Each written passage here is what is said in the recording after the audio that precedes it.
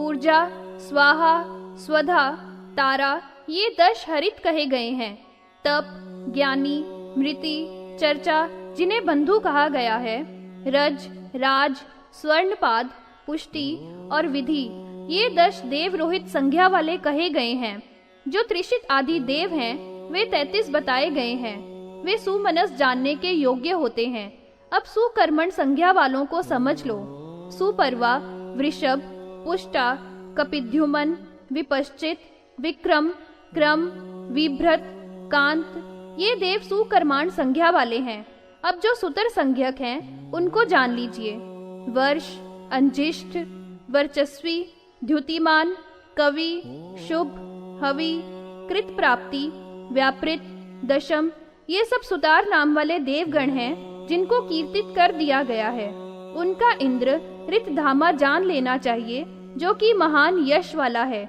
द्युति, वशिष्ठ पुत्र, आत्रेय, सुतपा, तपोमूर्ति, आंगिरस, तपस्वी, काश्यप, तपोधन, पौलस्त्य, पौलह, तपोरति, भार्गव और उनमें 7वां तपोधृति है। ये अंतिम सावर्णिक अंतर में सिद्ध 7 परमोत्तम ऋषि होते हैं।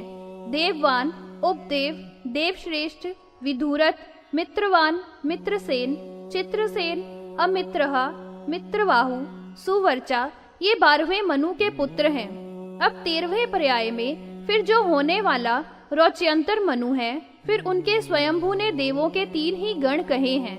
ये सभी महात्मा ब्रह्मा जी के मानस अर्थात मन से ही समुत्पन्न पुत्र हैं। उन तीनों के नाम ये होते हैं, सूत्रमाण, सुधर्माण, ये सोमपाई देवों के गण होने वाले कहे गए हैं। जो 33 देवता हैं, वे द्वारा पृथक यजन करने के योग्य होते हैं। इनका यजन घृत के द्वारा, पृष्ठदाज्य के द्वारा तथा ग्रह श्रेष्ठ के द्वारा ही होना चाहिए। जो 33 देव हैं, उनको पृथक रूप से समझ लो। सूत्रमान प्रकृष्ट रूप से यजन के योग्य होते हैं, क्योंकि वे इस समय में आज्य की आशा वाले होते हैं। सुकर्माण जो देवता हैं, वे पश्चात यजन करने वाले नामों के हैं, क्योंकि वे पृषदाज्य के अशन करने वाले होते हैं। सुकर्माण देव उपयाज्य होते हैं। इस प्रकार से देवगण कीर्तित किए गए हैं। उनका महान सत्व वाला दिवसपति इंद्र होगा। वे पुलह के आत्मज, रुचि के सुत जानने चाहिए। अंगीरा ही धृति के धारण करने वाला है और वह पौलस्त्य भी अव्यय है। पौलह तत्वों को देखने वाला है तथा भार्गव उत्सुकता से रहित है। निष्प्रकंपय तथा आत्रेय, निर्मोह, काश्यप, सुतपा और वशिष्ठ, ये 7 हैं। ऐसे कुल 13 हैं। चित्रसेन, विचित्र, नए धर्म, धृत, भव, अनेक शत्रविद, सुरस और निर्भय, ये 10 हैं। ये सब रौच्य के पुत्र हैं, जो 13वें अनंतर में मनु है। 14वें पर्याय में, जो कि भौत्य मनु का अंतर है। देवताओं के 5 गण बताए गए हैं, जो कि होंगे चाक्षुष, पवित्र, कनिष्ठ तथा भ्राजित और वाचावृत। ये ही देवों के 5 गण कहे गए हैं। निषाद आदि 7 स्वर हैं, वैसे ही चाक्षुषों को भी 7 समझ लो। वृहद आदि साम हैं, उनको कनिष्ठ 7 समझ लो। वे 7 लोग पवित्र हैं। वे भ्राजित 7 सिंधु हैं। जो स्वाम्भुव मनु के ऋषि हैं, उनको वाचावृत समझ लो। ये सभी तुल्य लक्षणों वाले मनवंतरों के इंद्र जान लेने योग्य हैं। तेज, तप, बुद्धि, बल, श्रुत, पराक्रम के द्वारा इस त्रिभुवन में जो भी जीव गतिमान और ध्रुव है, वे इंद्र सभी प्रकार से अपने गुणों के द्वारा उनका अभिभव किया करते हैं। भूतापवादी रिष्ट मध्य में स्थित और भूतवादी है। भूतों के अभिवादी प्रवादियों के लिए 3 वेद ही शक्ति वाले होते हैं, अग्निध्र, काश्यप, पौलस्त्य और जो मागध है। भार्गव, अग्निबाहु, शुचि, आंगिरस, शुक्र, वशिष्ठ, पौलह, मुक्त, आत्रेय, श्वाजित कहे गए हैं। इसके बाद में जो मनु के पुत्र हैं, उसका श्रवण करो।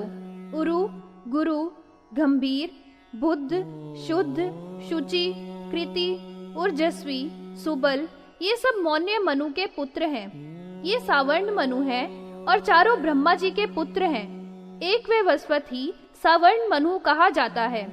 रौच्य और भौत्य जो ये 2 हैं, वे पौलह और भार्गव माने गए हैं। भौत्य के ही आधिपत्य में तूर्ण कल्प पूर्ण हो जाता है।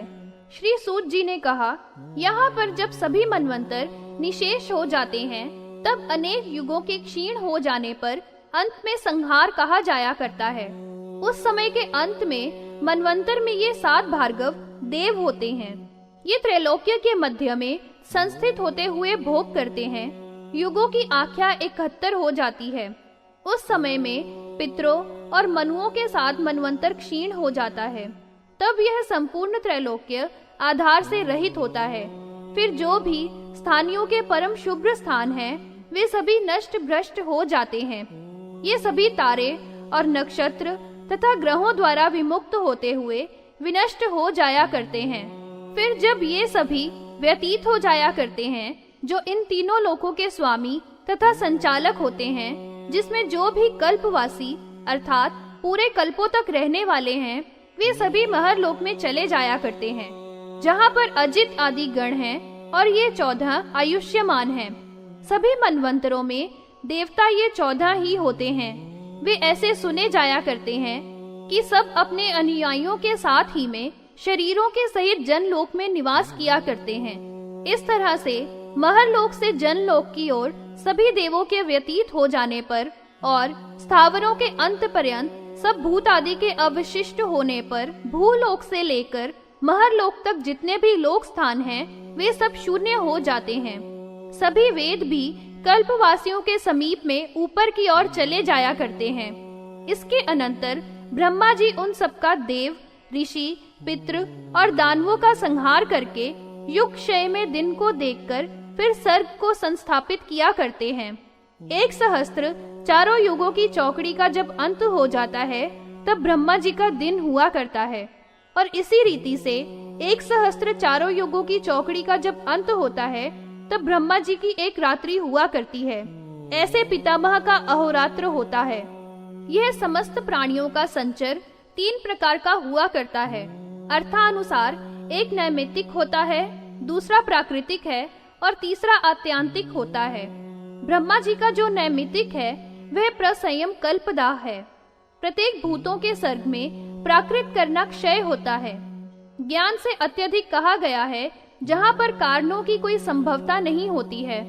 इसके अनंतर ब्रह्मा जी उन समस्त त्रैलोक्य के निवासी देवों का संहार किया करते हैं। फिर प्रहर के अंत में सर्ग का प्रलय किया करते हैं।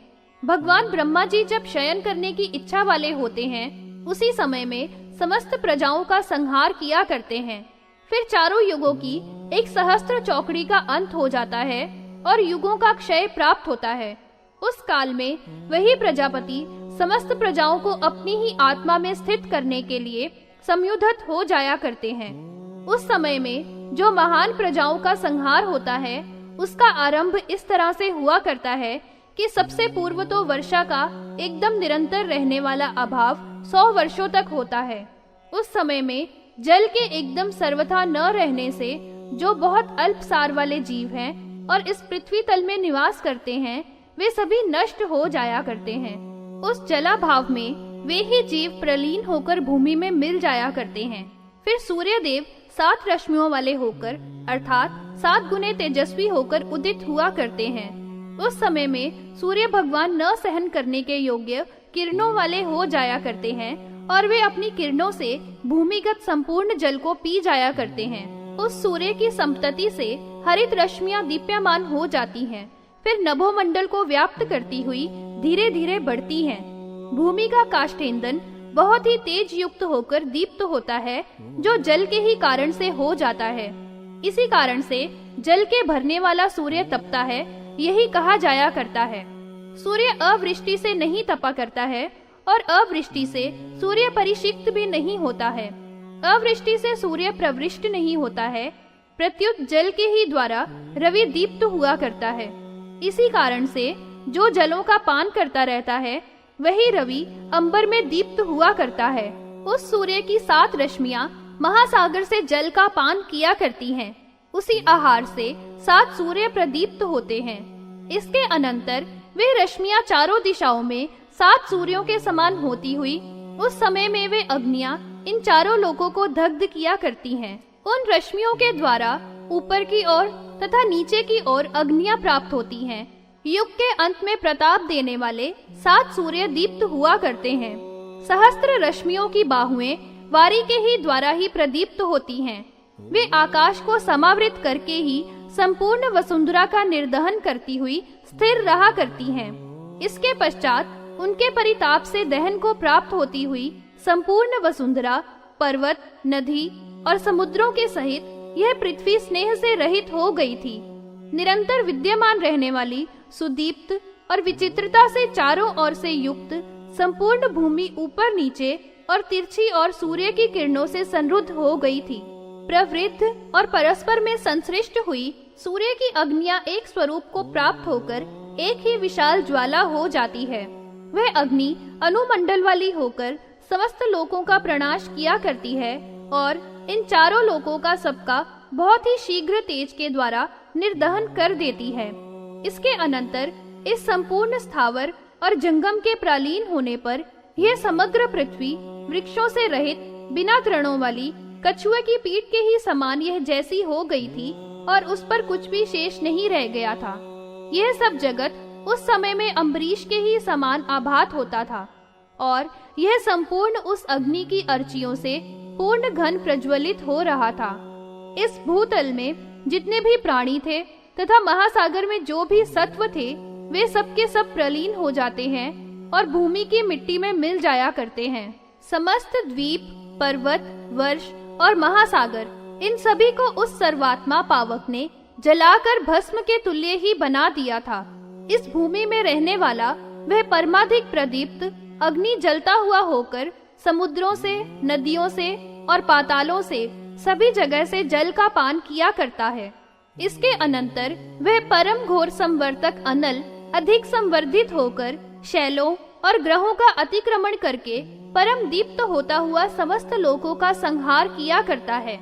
इसके पश्चात वह भीषण अनल इस पृथ्वी का भेदन करके रसाताल में पहुंचकर उसका भी शोषण कर देता है। अंत में पाताल लोक को निर्दग्ध करके फिर वायु लोक को दग्ध कर दिया था। नीचे पृथ्वी का दाह करके और ऊपर की ओर स्वर्ग लोक को दग्ध कर दिया था। सहस्त्रों तथा प्रयुतों और अर्बुदों योजन पर्यंत उस काला नल की ज्वालाएं ऊंची उठ रही थी।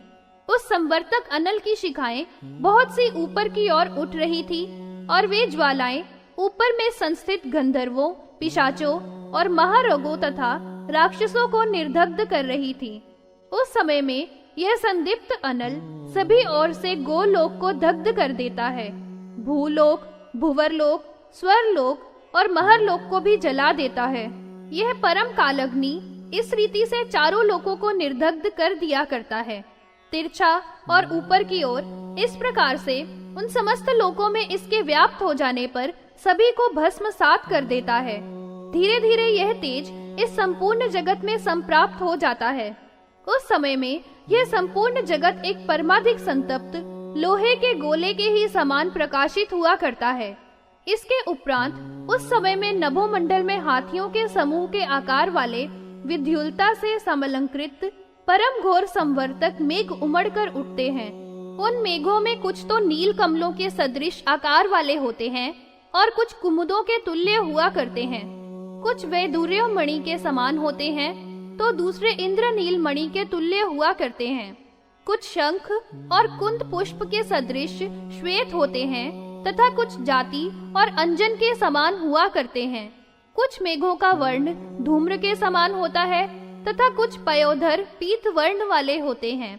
कुछ मेघों का वर्ण रासप के सदृश होता है तथा कुछ लाख के रस के सदृश हुआ करते हैं। दूसरे कुछ मैंसिल के सदृश एकदम सुर्ख होते हैं तथा कुछ कबूतरों के समान वर्णों वाले होते हैं।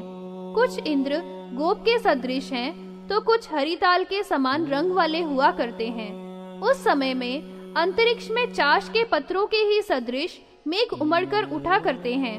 कुछ घन श्रेष्ठपुर के आकार वाले हैं तो कुछ द्विज कुलों के सदृश हुआ करते हैं। कुछ घन तो उस समय में विशाल पर्वतों के समान आकार वाले होते हैं तथा कुछ ऐसे प्रतीत होते हैं मनो स्थल ही होवे।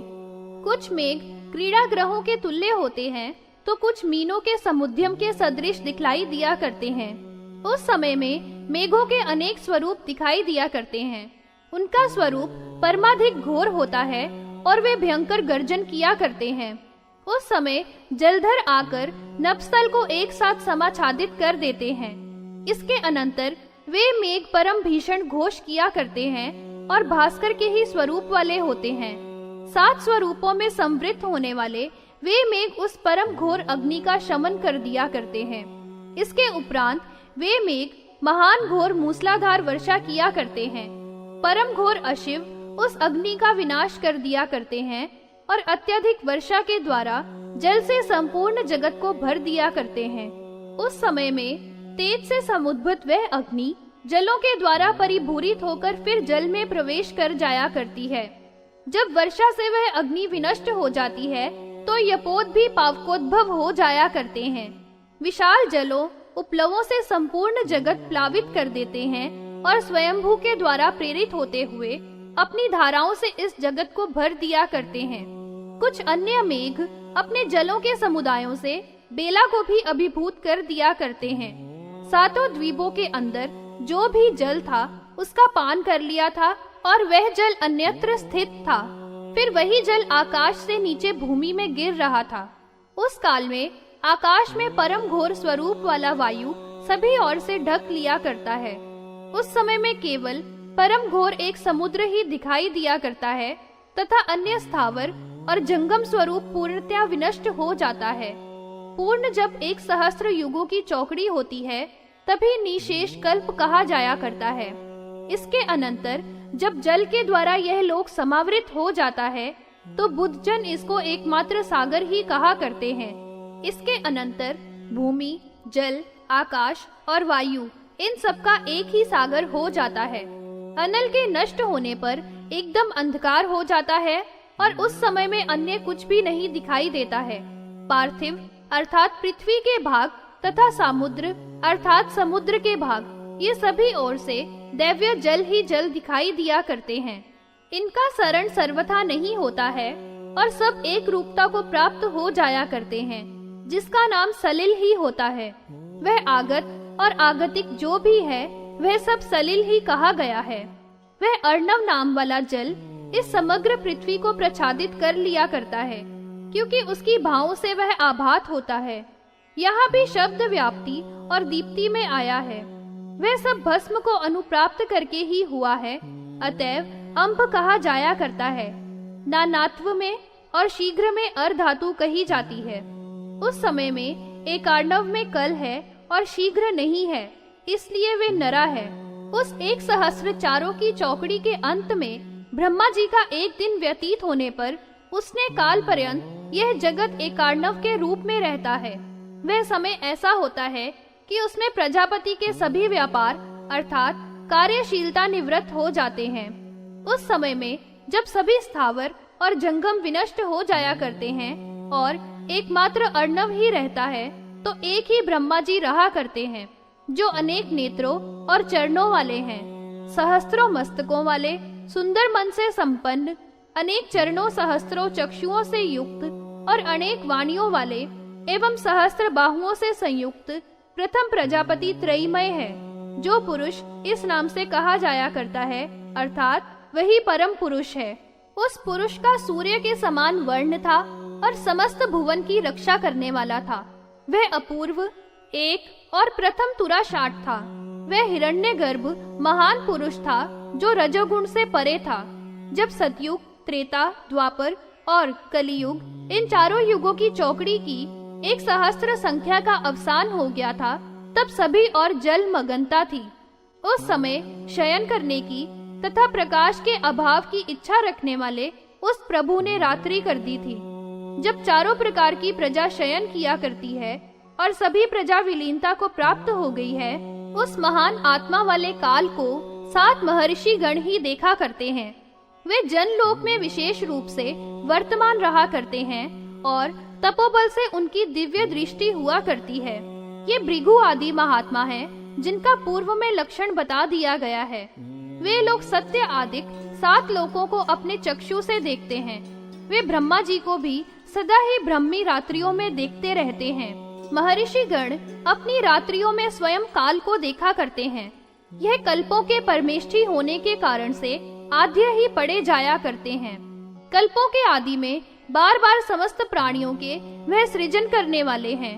इसी प्रकार से प्रजापति अपनी ही आत्मा में शयन करके सृजन का कार्य रचना करने वाले महान तेजस्वी सब कुछ अपनी ही आत्मा में रखकर फिर रात्रि में ही उस एकार्णव स्वरूप जल में निवास किया करता है। फिर उस रात्रि का क्षय प्राप्त हो जाने पर प्रजापति जागते हैं और सृष्टि के सृजन करने की इच्छा से संयुक्त करने के लिए मन किया करते हैं। इसी रीति से वह लोक निर्वृत्त होता है, जबकि प्रजापति उपशांत हो जाया करते हैं। वह प्रसंयम ब्रह्मा और नैमित्तिक कल्पित होता है। उसमें जीवों का अपने देहों से पूर्णतया वियोग कहा गया है। फिर सूर्य देव की परमाधिक संतृप्त रश्मियों के द्वारा समस्त प्राणियों के दग्ध हो जाने पर संरक्षय हो जाता है। उस जल प्लावन में उस समय में देव, ऋषि, मनुष्य, गंधर्व, पिशाच आदि जीव सभी यहाँ से जनलोक में निवास किया करते हैं तथा नरकगामी हैं। उन सबका भी विनाश हो जाया करता है। उस समय में वे भी पापों से रहित होकर सब निर्दग्ध हो जाया करते हैं और वे सभी जब तक यह संपूर्ण जगत जल में रहता है जल में निमग्न हो जाया करते हैं, अर्थात जल के ही रूप में रहते हैं। जिस समय में यह महानिशा नष्ट हो जाती है तब अव्यक्त योनि वाले ब्रह्मा से वे सभी भूतपूर्ण रूप से फिर समुत्पन्न हो जाया करते हैं। ऋषिगण, मनुगण, देवगण और सब चारों प्रकार की प्रजा और उन्हीं सिद्धों की निधनोपत्ति कही जाया करती है। जिस प्रकार से इस लोक में सूर्य देव के उदय और अस्तमन कहे गए हैं, उसी तरह से इन समस्त प्राणियों का जन्म और निरोध भी हुआ करता है, जो कि सबको दिखाई दिया करता है। आत्मा तो नित्य है, उसका शरीर से वियोग ही निधन और संयोग जन्म कहा जाया करता है। उस समस्त प्राणियों की जल निमग्नता से उत्पन्न हो जाना ही संसार कहा जाया करता है। जैसे वर्षा होने पर यहाँ पर सब भूतों के साहित्य समुत्पन्न हुआ करते हैं। स्थावर आदि सब प्रत्येक कल्प में तथा समस्त प्रजा जैसे ऋतु काल में सभी ऋतु के चिन्ह नाना रूप वाले हो जाया करते हैं और बदल जाते हैं, वैसे ही सब समुत्पन्न होते हैं। जिस तरह से ब्रह्मा के दिन और रात्रि में ही है, वही सबके सब दिखलाई दिया करते हैं। जब प्रत्याहरण होता है और विसर्ग होता है, उस समय में सभी निश्चित रूप से गतिमान हुआ करते हैं। समय के समुपस्थित हो जाने पर अपने ही आप ये सब प्रजाजन प्रजापति में प्रवेश और निष्क्रमण किया करते हैं। समस्त भूत ब्रह्मा जी में तथा महेश्वर में महायोग किया करते हैं, अर्थात सृजन काल में ब्रह्मा जी में तथा संहरण काल में महेश्वर में इन सबका महान योग होता है। कल्पों के आदि काल में बार बार समस्त प्राणियों का वही सृजन करने वाला हुआ करता है। महादेव का स्वरूप व्यक्त और अव्यक्त है और उसी का यह संपूर्ण जगत हुआ करता है। जिसके ही द्वारा ये सर्वप्रथम सृष्ट हुए हैं, वे जल समग्र इसी महीतल में मार्ग के द्वारा चले गए हैं। जैसे पूर्व में यह गमन कर गए हैं, उसी मार्ग से फिर भी स्वर्ग में चले जाते हैं। जो भी उनका कर्म शुभ अथवा अशुभ होता है, उसी के अनुसार वे वहाँ अन्य देहों में स्थित रहते हुए सूर्य के वंश में रहकर उधर्व में अर्थात देवलोक में और अधोभाग में अर्थात नरकों में संचरण किया करते हैं। और जो भी देवगण और मनुगण हैं, प्रवेश और अन्य जो भी स्वर्ग में गए हुए सिद्ध हैं, वे सब उसी से होने वाले तथा ख्याति के वश होने से धर्म से मुक्त होते हुए प्राणी फिर विसर्ग के द्वारा हुआ करते हैं। इसके आगे आप भूत संप्लव अर्थात समस्त प्राणियों को जलमग्न हो जाना, मैं उस काल के विषय में वर्णन करूंगा। हे द्विजो, जो भी मनवंतर होते हैं, उन सबको मैंने बतला ही दिया है। प्रजाओं के निसर्ग और देवों के साथ चतुर्दश होते हैं। वे सहस्त्र युगाख्या है, उसी में सभी अंतर होते हैं। इस युगाख्या के जब पूर्ण 2 सहस्त्र होते हैं, तब विशेष कल्प कहा जाया करता है। यही ब्रह्मा जी का दिन समझना चाहिए, उसकी संख्या को भी समझ लो। क्षण के लाभ से निमेष की मात्रा होती है। मनुष्य की आंखों की पलकें जो चलती हैं, उसी काल को निमेष कहा जाता है। ऐसे 15 निमेषों की एक काष्ठा होती है। 9 और 5 क्षण ही 20 काष्ठा है। वे 3 तथा साधिक 7 प्रस्थोदक लव कहा गया है। 30 लव की एक कला होती है और 30 कला का एक मुहूर्त होता है। यही स्थिति हुआ करती है। कलाओं का अहोरात्र साधिक शत और 6 है। वे ही संख्या से जैसी चंद्र और सूर्य की गति होती है जान लेनी चाहिए। 15 निमेष काष्ठा है और 30 काष्ठाओं की कला होती है। 30 कला का मुहूर्त होता है। 10 भाग ही कला कहा गया है। 40 कलाओं के 5 मुहूर्त संज्ञा होती है। ये मुहूर्त और लव प्रमाणों के ज्ञाताओं के द्वारा कल्पित किए हैं। उसी भांति से इसके द्वारा जल के भी 13 पल होते हैं। मागध मान से भी जल प्रस्थ किया जाता है। ये धारा प्लुत प्रस्थ नालिकोच्चय 4 हैं। 4 अंगुल 4 हेम माशों से कृत छिद्र हैं। सम दिन में और रात्रि में द्विजाली का मुहूर्त होते हैं। नित्य ही इन सबों में रवि की गति विशेष से होती है और अधिक 600 कलाओं का प्रविधान किया जाता है। वह मनुष्यों का दिन समझना चाहिए और जो नक्षत्र है वह दशाधिक होता है। इस दिन से जो संख्या होती है वह मास, ऋतु, अयन और वर्ष की होती है। उस समय में यह बद्ध ज्ञान संज्ञा के द्वारा उपलक्षित होता है। कलाओं का जो परिमाण है वह कला इस नाम से कहा जाया करता है। जो ब्रह्मा जी का दिन कहा गया है वह दिव्य कोटि कही गई है। शतों के सहस्त्र 10 ही से गुणित होते हैं। 90 सहस्त्र और उसी भांति जो अन्य हैं। समस्त ऋषियों ने जब यह सुना तो उनको बहुत ही अधिक आश्चर्य हुआ था। उस समय में पुनः इस संख्या के संभजन के ज्ञान को पूछा था। ऋषियों ने कहा, यह संप्रकालन का ज्ञान मनुष्यों के द्वारा ही सम्मत होता है। अब हम लोग मान के द्वारा संक्षेपार्थ पदाक्षर को श्रवण करने की इच्छा करते हैं।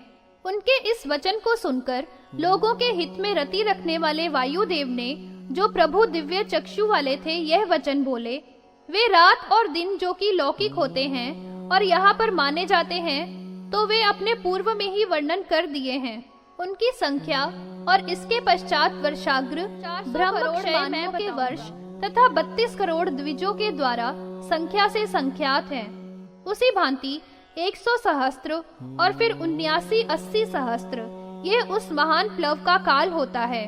यह अभूत संप्लव का काल मानुष नामक संख्या से गिनकर बताया गया है, जिसमें समस्त प्राणियों का संक्षय होकर सर्वत्र जल ही जल हो जाता है। उसी को अभूत संप्लव कहा जाया करता है। 7 सूर्यों के द्वारा उस समय में उन लोकों के प्रदग्ध होने पर चारों प्रकार की संपूर्ण प्रजा महाभूतों में लीन हो जाया करती है। जरायुज, स्वेदज, अंडज और उधिबज, ये प्रजा के 4 प्रकार होते हैं। उस समय में संपूर्ण लोक जल से समाप्लुत होकर नष्ट हो जाया करता है और सभी स्थावर तथा जंगम विनष्ट हो जाया करते हैं। समग्र संहार के समीप हो जाने पर और प्रजापति के उपशांत होने पर तथा सर्वत्र प्रकाश से रहित एवं दग्ध तथा रात्रि के अंधकार से आवृत होने पर उस समय में यह संपूर्ण जगत ईश्वर के द्वारा ही अधिष्ठित था और सर्वत्र एक ही अर्णव था। यह तब तक एक अर्णव का स्वरूप था जब तक प्रभु का दिन नहीं हुआ था। जो जलमयी अवस्था होती है वही प्रभु की रात्रि होती है। उस सलिल की अवस्था जब निवृत्त होती है तो उसी को दिन कहा गया है। इसी रीति से इनका अहोरात्र क्रम से परिवर्तित हुआ करता है। यह अभूत संप्लव प्रभु का अहोरात्र कहा गया है। इन तीनों लोकों में जो भी प्राणी हैं, वे सभी गतिमान और ध्रुव हैं। जितने भी भूत हैं वे सभी प्रलीन होते हैं। इसी कारण से इसका नाम अभूत संप्लव होता है। जो व्यतीत हो चुके हैं, जो भी वर्तमान हैं और जो प्रजा अनागत है और अपरार्ध से गुणीवृत हैं, परार्ध द्विगुण है और यही परम आयु कीर्तित की गई है। उस अजन्मा प्रजापति का इतना ही स्थिति का काल होता है। उस परमेष्ठी ब्रह्मा जी की स्थिति का अंत और प्रतिसर्ग होता है। जिस प्रकार से वायु के प्रवेग से दीप की शिखा उपशांत हो जाया करती है, उसी भांति महदादि महेश्वर के अपने प्रति संश्लिष्ट होने पर महिमा है। जो भी कोई इसको नित्य धारण किया करता है अथवा इसका बारंबार श्रवण किया करता है अथवा इसका कीर्तन किया करता है या वर्णन करता है, वह मानव बड़ी भारी सिद्धि को प्राप्त कर लेता है। प्रतिसर्ग वर्णन। श्री सूत जी ने कहा, पर के अंत में स्वयंभू का प्रत्याहार मैं कहूँगा। प्रभु ब्रह्मा के स्थिति के काल में और उस समय में उसके क्षीण हो जाने पर जैसे ईश्वर इस सुसूक्ष्म व्यक्त विश्व की रचना करता है, प्रत्याहार के समय में इस अव्यक्त को व्यक्त ग्रस्त लिया करता है और पूर्णतया यह ग्रस्त हो जाता है। पुरांत द्वैणुक आदि का संपूर्ण कल्प संक्षय होने पर अंत में उस समय में पश्चिम ध्रुव मनु के संप्राप्त होने पर अंत में उस कलियुग के क्षीण होने पर संहार हो जाता है। उस समय में वृत्त के संक्षाल होने पर और प्रत्याहार के उपस्थित होने पर उस काल में प्रत्याहार में भूतों और तन्मात्राओं का संक्षय हो जाता है। महत तत्व आदि जो प्रकृति के विकार हैं, विशेषांत पर्यंत सबका संक्षय हो जाता है। यह सभी कुछ स्वभाव से ही किया जाता है, तब वह प्रतिसंचर प्रवृत्त होता है। सर्वप्रथम जल भूमि का जो विशेष गुण गंध है उसको ग्रस लिया करते हैं। इसके अनंतर गंधहीन भूमि प्रलय को ही प्राप्त हो जाया करती है। गंध की तन्मात्रा जब प्रनष्ट हो जाती है तो यह समस्त पृथ्वी जल की ही अवस्था वाली हो जाया करती है और भूमि का अस्तित्व ही सर्वथा लुप्त हो जाता है। उस समय में यह जल बड़े भीषण घोष और वेग से समन्वित होकर प्रविष्ट हो जाया करते हैं। ये जल सबको आपूरित करके ही स्थित हो जाया करते हैं तथा विचरण किया करते हैं। फिर जल का जो विशेष गुण रस है वह तेज में लीन हो जाता है। जब रस की तन्मात्रा का विनाश हो जाया करता है, तेज की तीव्रता से जल के रस के अपहत हो जाने पर वह जल तेज के ही स्वरूप को प्राप्त हो जाया करता है। तेज के द्वारा जल के ग्रस्त हो जाने पर वही तेज सभी और दिखाई दिया करता है। इसके पश्चात सभी और व्याप्त हुआ अग्नि उस समय में उस जल को अपने ही स्वरूप में ले लेता है। धीरे धीरे यह सब जगत अग्नि की ज्वालाओं से संपूरित हो जाता है। वे सब अर्चियां ऊपर नीचे और तिरछी और सर्वत्र व्याप्त हो जाती हैं। इस तेज का विशेष गुण रूप होता है जो कि इसका प्रकाश करने वाला है। इस रूप को वायु भक्षण कर जाता है। उस समय में वह तेज की ज्वालाओं वायु में दीप की शिखा के ही समान प्रलीन हो जाया करती हैं। जब रूप की तन्मात्रा विनष्ट हो जाती है तो वह अग्नि रूप से रहित हो जाता है। तेज तो फिर उपशांत हो जाता है और केवल वायु ही महान स्वरूप को धारण करके धूमधाम से सर्वत्र वहन किया करता है। तेज को जब वायु ने ग्रस लिया था तो प्रकाशक रूप के अभाव होने से लोक में आलोक सर्वथा नहीं रहा था, क्योंकि तेज तो वायु के ही रूप में लीन हो गया था। इसके पश्चात वायु अपने संबंध भूत को प्राप्त करके वह वायु ऊपर नीचे और इधर उधर सर्वत्र 10 दिशाओं में प्रकंपित किया करता है। इस वायु का विशेष गुण स्पर्श होता है। उस स्पर्श को आकाश ग्रस लिया करता है। उस समय में वायु भी अस्तित्व खोकर प्रशांत हो जाता है और केवल आकाश ही अनावृत होकर स्थित रहा करता है। न तो इसके रूप हैं और न रस, स्पर्श, गंध तथा मूर्ति हैं। ऐसा आकाश रहा करता है। आकाश का विशेष गुण शब्द है। वह इसी से सबको पूरित करके बहुत विशाल दिखाई देता है। तात्पर्य यही है कि इसी का अस्तित्व होता है। वायु में भी लीन होने पर केवल अवशिष्ट आकाश ही होता है, जिसका लक्षण ही शब्द होता है। उस समय में केवल शब्द ही जिसमें शेष रह गया था। ऐसा आकाश सबको ढककर स्थित था। वहाँ पर जो उसका गुण शब्द था उसको भूतादि ग्रस लेते हैं। भूतेंद्रियों में एक साथ भूतादि के संस्थित होने पर यह अभिमान के ही स्वरूप वाला भूतादि तमस कहा गया है। बुद्धि के लक्षण वाला यह महान भूतादि का ग्रसन कर लेता है। महान के स्वरूप वाला यह व्यवसाय करने वाला संकल्प ही समझ लेना चाहिए। जो तत्वों का चिंतन करने वाले महामनीषी हैं, वे उसको बुद्धि, मन, लिंग, महान और अक्षर इन प्रायवाचक शब्दों के द्वारा कहा करते हैं। जब ये सब भूत आदिक भली भांति से प्रलीन हो जाया करते हैं, तब गुणों की समता हो जाती है और उसमें वह गुणों का साम्य लीन हो जाता है तथा अपने ही स्वरूप में अवस्थित रहा करता है। समस्त भूतों के कारण प्रसंग में लीन हो जाया करते हैं। यही तत्वों के कारणों के साथ संयम होता है। हे द्विजो, ये तत्वों का प्रसंयम आवर्तक कहा गया है। धर्म और अधर्म, शुभ ज्ञान, सत्य और मिथ्या, उधर्व भाव और अधोभाव, सुख और दुख, प्रिय और अप्रिय, यह सभी कुछ प्रपंच में स्थित गुण मात्र के स्वरूप वाला कहा गया है।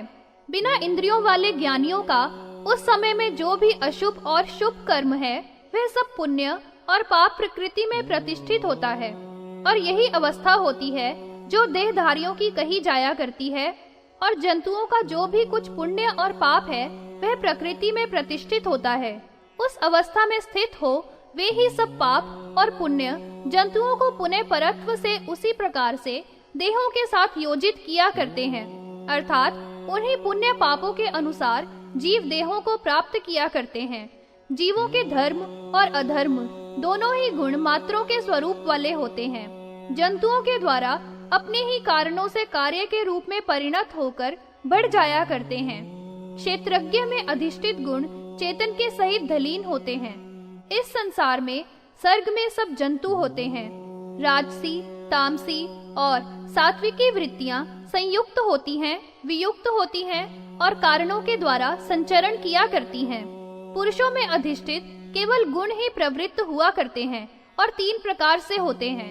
उधर्व दशात्मक सत्व है और अधोभागात्मक तम है। इन दोनों का मध्य प्रवर्तक रजोगुण चेत इसी रीति से यहाँ पर है और ये तीनों परिवर्तित हुआ करते हैं। लोकों में समस्त भूतों के कार्यों को जानने वाले को वह नहीं करना चाहिए। मानवों के द्वारा अविद्या के विश्वास से ही सभी का आरंभ किया जाया करता है। तात्पर्य यही है कि सबका आरंभ अविद्या के ही विश्वास से हुआ करता है। ये 3 ही गतियां होती हैं जो शुभ और पापात्मिक कही गई हैं। तमोगुण से अभिभूत होकर यह जीवात्मा यथार्थता को प्राप्त नहीं हुआ करता है। तत्व के दर्शन न करने से ही वह जीवात्मा यहाँ पर अनेक प्रकार से बद्ध हो जाया करता है। वह बंधन तत्व वैकारिक और प्राकृत है। तृतीय दक्षिणाओं में बद्ध हुआ यह अत्यंत ही विवर्तित हो जाता है। ये ही 3 इस जीवात्मा के बंधन होते हैं जो केवल अज्ञान के ही कारण से हुआ करते हैं। यह जीवात्मा जो वस्तु अनित्य है उनमें नित्य होने का ज्ञान रखता है, जो कि सर्वथा गलत है। जो दुखमय है उसमें ही सुख का दर्शन किया करता है। जो वस्तुतः अपना नहीं है उसको ही अपना समझता है, और जो वास्तव में अशुचि अर्थात अपवित्र है उसको ही पवित्र जानता है।